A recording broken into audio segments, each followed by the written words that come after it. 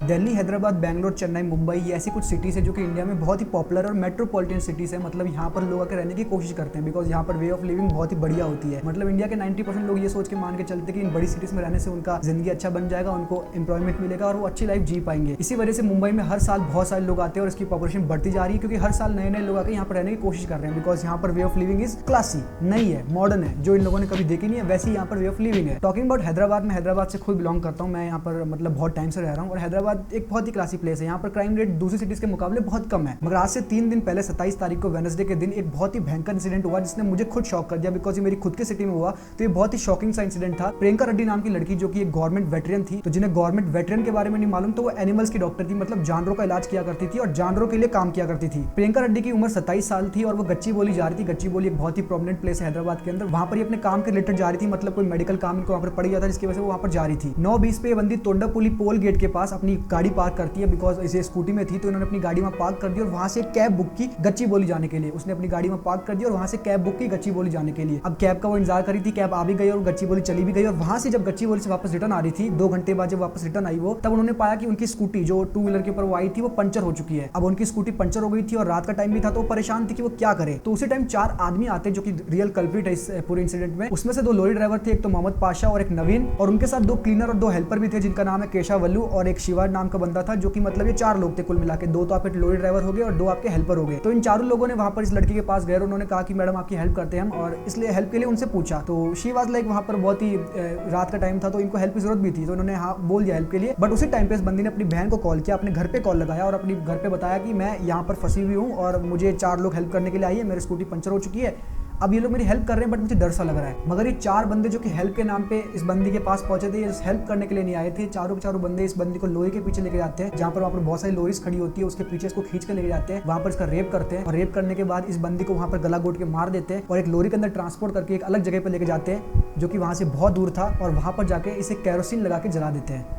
ये हुई हैदराबाद की बात। अब आपको मैं चेन्नई की बात बोलता हूँ। आज से 2-3 दिन पहले चेन्नई में भी एक इंसिडेंट हुआ और चेन्नई, अगर जिन्हें नहीं पता, चेन्नई भी एक बहुत बड़ी सिटी है इंडिया की और बहुत ही पॉपुलर सिटी। 20 साल की लड़की जिसका नाम है रजो, उसकी लाश 2 किलोमीटर दूर उसके घर से मिलती है झाड़ियों के अंदर, जहाँ पर कोई शेपर्ड्स, मतलब जो लोग बकरियां भेड़ चराते हैं, वो लोग को इनकी लाश मिलती है और वो लाश पुलिस वालों को दिखाते हैं, बताते हैं कि यहाँ पर उनको लाश मिली है। और जब पुलिस इस बारे में जांच करती तो उन्हें मालूम पड़ता कि इस बंदी का भी रेप हुआ और इसकी बॉडी को डीकम्पोज कर दिया गया। अब जिन्हें डीकम्पोज के बारे में नहीं मालूम, तो आपकी बॉडी के ऊपर केमिकल डाल के, मतलब केमिकल एसिड वगैरह कुछ डाल के आपकी बॉडी को पूरा खत्म कर दिया जाता है। उसे डीकम्पोज कहते हैं, उसे डीकम्पोज करना कहते हैं, मतलब आपकी बॉडी को खत्म कर दिया जाता है। तो दोनों इंसिडेंट से क्या मालूम पड़ता है, दोनों इंसिडेंट एक बहुत ही बड़ी बड़ी सिटीज में हुए जो कि बहुत पॉपुलर सिटीज है और दोनों इंसिडेंट के अंदर कुछ हरामी कुत्ते लोगों ने बहुत ही बेरहमी से, बहुत ही जानवरों की तरह 2 लड़कियों को मार दिया, बॉडी डीकम्पोज कर दिया, कैरोसिन डाल के जला दिया, विच इज लाइक ब्रूचल है यार। ये बहुत सुन के बहुत गंदा सा लगता है, गूज़बम्स आते हैं। आपको गूज़बम्स नहीं आ रहे? मेरे को बोल के गूज़बम्स आ रहे हैं बातें। और ये कमीने कुत्ते लोग जिनके बारे में हमको सुन के इतना गुस्सा आ रहा है, उन लोग को क्या मिलेगा इसके रिटर्न में? उनको उनके रिटर्न में जो उन्होंने बहुत ही बड़ा काम किया, रेप किया है, उन्हें रिटर्न में, इस रेप करने के बाद उन्हें रिटर्न में जेल की सजा होगी, जहाँ पर उन्हें सुबह शाम हमारे पैसों की, मेरे और तुम्हारे टैक्स के पैसों की रोटी मिलेगी। वो सुबह शाम फ्री की रोटी खाएंगे जेल के अंदर और पड़े रहेंगे जेल के अंदर। कमीने कुत्ते जिनको एक दिन में मार देना चाहिए था, ये लोग जेल में खाना खाएंगे, ये लोग जेल में चिल होकर रहेंगे बिकॉज या वही हमारा लॉ हमें सिखाता है कि अगर आप क्राइम करते हो तो आप जेल में जाओ। सूखी रोटी खाएंगे ये लोग भले ही, बट ये लोग जिएंगे और जेल के अंदर पड़े रहेंगे, अपनी जिंदगी वहां पर जिएंगे और लगभग 5-6 साल तो आराम से जेल में पड़े रहेंगे और उसके बाद जाके हमारा लॉ बोलेगा कि भाई इनको फांसी दे दो। 2012 का निर्भया केस, जो कि अगर तुम्हें याद होगा, याद तो होना ही चाहिए, वैसे हमारी आदत बहुत गंदी है भूलने की। मैं भी इस केस के बारे में भूल गया था, तुम भी इस केस के बारे में भूल गया था, बिकॉज हमारा यही है ना, हम लोग आज स्टोरी लगाते हैं और कल भूल जाते हैं, तो हमारी आदत है ये, इसको हम लोग चेंज नहीं कर सकते, चाह के भी चेंज नहीं कर सकते। कल हम लोग इस चीज को भी भूल जाएंगे तो कोई बड़ी बात नहीं है, हमारी भूलने की आदत है। But if you try to remember, तो हमें पता पड़ता है कि निर्भया केस में 6 लोगों ने एक बंदी का रेप किया था, चलती बस के अंदर रेप किया था और 6 में से एक बंदा माइनर था जो कि छूट गया था। ऐसा कहा गया था कि वो बंदा गलती से वहां पहुंच गया था और उन 6 लोगों में से सबसे कम ब्रूचल वो बंदा था, उसकी सजा रोक दी गई थी। अब बचे 5 लोग। 5 लोग को 2012 में पकड़ लिया गया था दिल्ली पुलिस के द्वारा और उनमें से एक बंदा जिसका नाम था राम सिंह, 2013 में अपने आप को फांसी लगा दी। अब बचे हुए 4 लोग, ये 4 लोग को जेल में रखा गया था 2012 से लेकर 2017 तक और बाद में 2017 में जाकर इनको फाइनली फांसी मिली। मतलब 5 साल के बाद, जो उन्होंने इतना अच्छा काम किया था ना देश के लिए, उसके बाद 5 साल के बाद जाके इन्हें अवार्ड मिला इस चीज का। मतलब ये मान के चलो कि इस प्रियंका रेड्डी वाले केस में भी लोग को जो कि पकड़े गए हैं, हाँ जी हाँ, पकड़े जा चुके हैं पूरे के पूरे कल्प्रिट लोग, क्योंकि कैमरे में इनका फुटेज दिख गया था जिसकी वजह से लोग पकड़े जा चुके हैं। तो 5 साल नहीं तो 3-4 साल तो ये लोग आराम से जेल में रहेंगे और उसके बाद जाकर इनको फांसी मिलेगी, बिकॉज दिस इज इंडिया की जुडिशरी। यहाँ पर ऐसे ही चलता है, यहाँ पर जो क्राइम करता है वो आराम से जेल में पड़ा रहता है और जो लोग सहते हैं वो लोग सहते रह जाते हैं। तब जहाँ पर कल्प्रिट को चीजें बोलनी चाहिए थी वहाँ पर लोग विक्टिम को चीजें बोलते हैं। जी हाँ, इस केस में बहुत सारे बुद्धिजीवी लोग, जो हमारे देश के बहुत सारे बुद्धिजीवी लोग हैं, वो कहते हैं कि यहाँ पर लड़की की गलती थी, लड़की ने अपनी फैमिली को क्यों कॉल किया। जैसे मैंने आपको बताया था कि वो लड़की वहाँ पर अकेली फंसी हुई थी, तो उसने अपनी बहन को कॉल किया, अपने घर पे क्यों कॉल लगाया, पुलिस को क्यों नहीं बोला। तो बहन के लौड़े, अगर मैं तेरे कान पे झापड़ मार दूं जोर से, लाइक लिटरली बहुत गंदा वाला झापड़ मार दूं जोर से तेरे कान के नीचे, तो किसको याद करेगा, अपनी माँ को याद करेगा कि पुलिस वालों को याद। मतलब इस केस के अंदर तुम्हें चूतिया बात करने की जरूरत ही नहीं थी, बट फिर भी तुम चूतिया बात करोगे बिकॉज तुम्हारा ताल्लुक पॉलिटिक्स से। तुम्हें तो पॉलिटिक्स करनी है हर चीज के अंदर। और पॉलिटिक्स से याद है कि इस चीज के ऊपर धर्म की पॉलिटिक्स भी की जा रही है, इसके ऊपर हिंदू मुसलमान भी किया जा रहा है। अब जिन्हें नहीं पता, इन 4 लोगों में से एक बंदे का नाम है मोहम्मद पाशा, जो कि मुसलमान बंदे। तो बहुत सारे बड़े बड़े लोग और बहुत सारे इन्फ्लुएंसर, हमारे यूट्यूब कम्युनिटी के भी बहुत सारे जो बहुत ही ज्ञानी लोग हैं, वो आके इस चीज के बारे में बता रहे हैं कि सिर्फ मुसलमान बंदे को आप लगाओ, उसी का फोटो शेयर कर रहे हैं, उसी को बहुत ही पॉपुलर कर रहे हैं कि भाई आप ये बंदा सबसे बड़ा कल्प्रिट है, ये सबसे पहले मरना चाहिए, बाद वालों को भले बाद में देखो बट पहले ये मरना चाहिए, जो कि सही है, जो कि मैं बिल्कुल ही मानता हूँ, ये मरना चाहिए बंदा। बट इसका मतलब ये नहीं कि इन 3 बंदों को छोड़ दोगे आप। ये चारों ने काम किया है और चारों को मारना चाहिए गंदा वाला। इसके ऊपर तुम हिंदू मुसलमान क्या डाल रहे हो यार। तुम्हारा हो तो गया ना, राम मंदिर बन गया, तुम्हारा मस्जिद बन गया, तुम्हें मिल गया ना सब कुछ, अब तुम इंसान बन जाओ।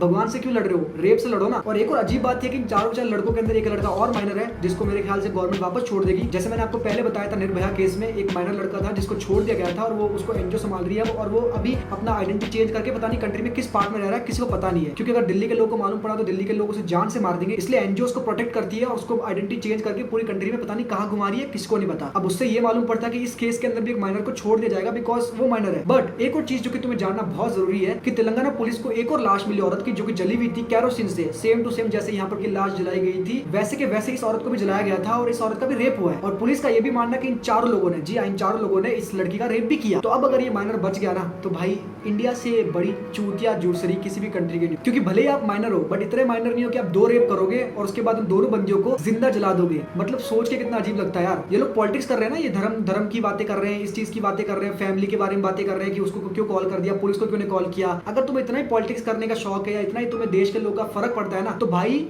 लॉ लेके आओ, इन हरामखोरों को कुत्तों की मौत मारो। कहाँ गए वो जेएनयू के विद्वान जो कि हमारे पैसों से पढ़ के, जी हमारे टैक्स के पैसों से पढ़ते हैं मादरचोद वो लोग, और जाके देश के टुकड़ों की बात करते हैं। आज साले इस इंपॉर्टेंट टॉपिक पर बात नहीं कर रहे वो लोग। आज उनको लग नहीं रहा कि भाई किसी लड़के का रेप हुआ है। तुम्हें मालूम है रेप क्यों होते हैं? मैं और तुम रेप क्यों नहीं करते? जो लड़का इस वीडियो को देख रहा है वो रेप क्यों नहीं करता, मैं क्यों नहीं रेप करता? क्योंकि भाई हमें पता है लड़कियों से कैसी बात करनी चाहिए, कैसे उनको रिस्पेक्ट देना चाहिए। लड़की एक बहुत ही प्रीशियस चीज होती है जो कि लड़कों को मिलती है और सेम चीज लड़कियों को मिलती है। लड़के, हम दोनों जेंडर एक दूसरे की इज्जत करते हैं जिसकी वजह से हम इस दुनिया में रह पा रहे हैं, इस दुनिया को ढंग से चला पा रहे हैं। अगर एक जेंडर दूसरे जेंडर के ऊपर भारी पड़ेगा तो दूसरा जेंडर डर के मारे जिए, और 2 जेंडर अगर एक दूसरे की इज्जत करे और प्यार से इस दुनिया में रहे ना तब जाके वो दुनिया कहलाती है। एक जेंडर दूसरे जेंडर को फंसा के रखे, दबा के रखे तो वो कैसे जिएगा यार? वो घुटन की जिंदगी होती है, वो कोई नहीं जीना चाहेगा। मैंने खुद अपनी आंखों के सामने देखा है, बंदा एक बंदी से शादी करता है, खुद दारू वारू पीता गंदा वाला, अपनी बीवी को मारेगा, 9 बच्चे पैदा कर देगा और उसके बाद जाके खुद दारू वारू पिएगा, अय्याशी करेगा। और वो बंदी जिसकी उम्र उन बच्चों को संभालने की है भी नहीं, वो 9 बच्चों को संभालेगी और ये बंदा आराम से मजे करेगा क्योंकि उसे पता ही नहीं है भाई, किसी ने सिखाया नहीं उसे। जानवरों की तरह रहना सीखा है वो बंदा लोगों से देख के, और वो वही सीखा जा रहा है। जब 2 लड़कों में लड़ाई होती है तो लड़के उसे रोकने के लिए नहीं आएंगे, लड़के उस लड़ाई को देखेंगे, उसका मजा लेंगे और कहेंगे कि भाई क्या लड़ाई चल रही है, चलने दो because I am enjoying it. But एक लड़की आएगी और तुम्हारी इस लड़ाई को रोकेगी बिकॉज वो समझती है उस चीज को, और वो इंपॉर्टेंट है, वो चीज इंपॉर्टेंट है यार। लड़की माँ बहन हर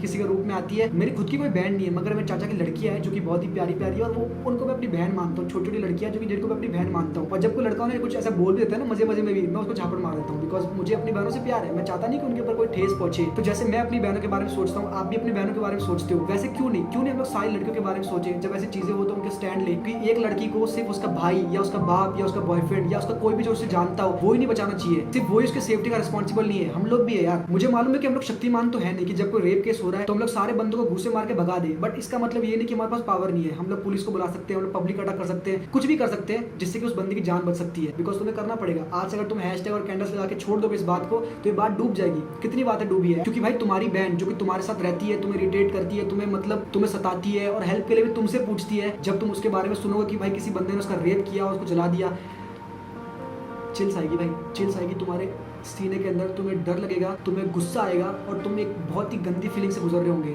और वैसे ही आज किसी और की फैमिली के साथ हो रहा होगा। इस चीज को डूबने मत दो यार। अगर ये चीज डूबी ना हम लोग डूबेंगे, इंसानियत डूबेगी। हम सबको मिलकर, मुझे और तुम्हें आवाज उठानी चाहिए कि गवर्नमेंट तक ये बात पहुंचे कि कुछ ऐसा लॉ निकले जिसकी वजह से ये रुके। ये सारे लोग यार, इनके अंदर क्या है, क्या खा के पैदा हो रहे हैं ये लोग। मतलब मैं और तुम तो रेप नहीं कर रहे ना, इन लोग के अंदर क्या है, क्या ऐसा जानवर जो कि रेप करने पर मजबूर कर रहा है। इनको डर ही नहीं है यार किसी चीज का। रेप करने के बाद क्या होगा? हम लोग तो आराम से जी रहे होंगे, जिसको मरना है मर जाएगा वो। भाई एक दिन ऐसा आएगा जब लड़कों से भरोसा निकल जाएगा लड़कियों का, तब वो दिन होगा जब कोई लड़की तुमसे ढंग से बात नहीं करेगी। स्टैंड लेना पड़ेगा। अगर तुम कभी भी किसी बंदे के साथ गलत होता हुआ देखते हो, प्लीज चुप मत रहो, उसके ऊपर आवाज उठाओ और उसकी हेल्प करो, बिकॉज वो हमें रिस्पॉन्सिबल समझ रही है, वो हमें रिस्पॉन्सिबिलिटी दे रही है, तो हमें उसका पूरा करना चाहिए, बिकॉज ऐसी ही दुनिया चलेगी। मैंने अपना 10% कर दिया इस वीडियो को बना के, और 90% भगवान की कृपा से शायद मैं कभी कर दूं, बट तुम अपना 10% कैसे करोगे बताओ।